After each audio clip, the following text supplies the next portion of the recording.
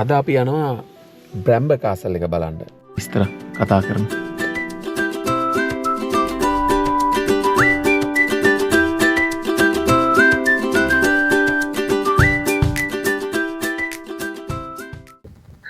අපි දැන් ආවා බ්‍රැම්බර් කාසල් තියෙන ප්‍රදේශයට.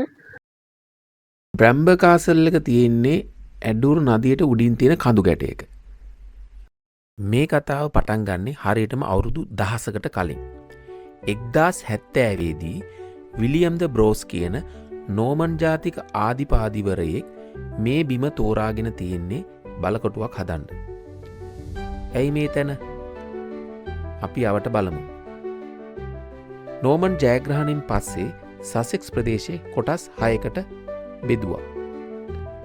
එක් කොටස් පාලනය කරන්න එක් බලකොටුව බැගින් හැදුවා. බ්‍රැම්බර් කාසල් එක ඒ අතරින් එකක්.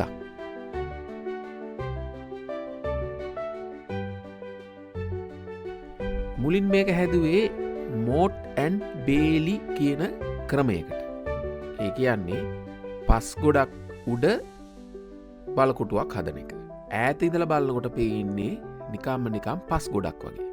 පස්සේ කාලෙක මේක ස්ථිරව ගල් යොදලා ස්ථිර බලකොටුවක් විදියට නිර්මාණය කළා.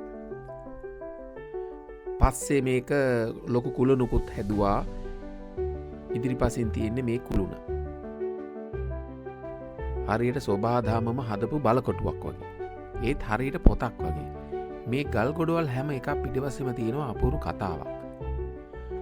ඉතින් අපි අද බලමු මේ නිහඬ ගල් අතරේ හැංගිලා තියෙන කතාව මොකක්ද කියලා. මේ කුළුණ අඩි 70ක් විතර උසයි. බිත්තියේ ඒ කාලේ තිබුණු ලී බීම් වල සලකුණු තාම තියෙනවා. හැබැයි මේ බලකොටුව හැමදාම සාමකාමී තත්ත්වයක් තිබුණේ නෑ. ජෝන් රජුගේ කාලේ ලොකු කතාවක් වුණා. විලියම් ද බ්‍රෝස් රජුට එරෙහිව කුමන්ත්‍රණය කරනවා කියලා. රජතුමා කළේ විලියම් බ්‍රෝස්ගේ පුතාල දෙන්න ඇපයක් වශයෙන් ඉල්ලුවා එය නිවැරදි කරනකම්. ඒත් බ්‍රෝස්ගේ බිරිඳ, ඒ කියන්නේ ලේඩි බ්‍රෝස්, ඒකට කැමති වුණේ නෑ. ඇය රජතුමාට අපහාස කරා.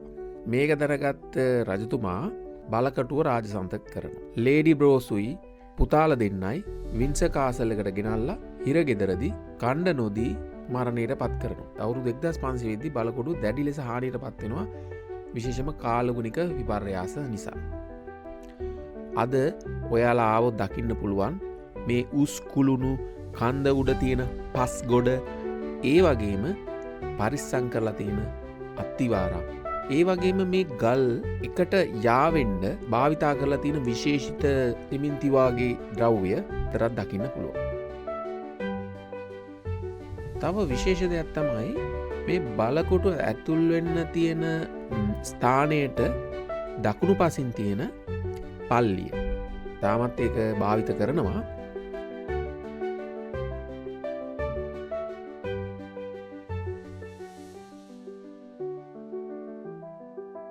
මුල්ම කාලයක බලකොටු ආශ්‍රිත අයගේ පරිහරණයට වෙන්වුණු එකක්. ඉතින් අද මේ බැලුවේ නිකන් නටබුන් ගොඩක් නෙවෙයි.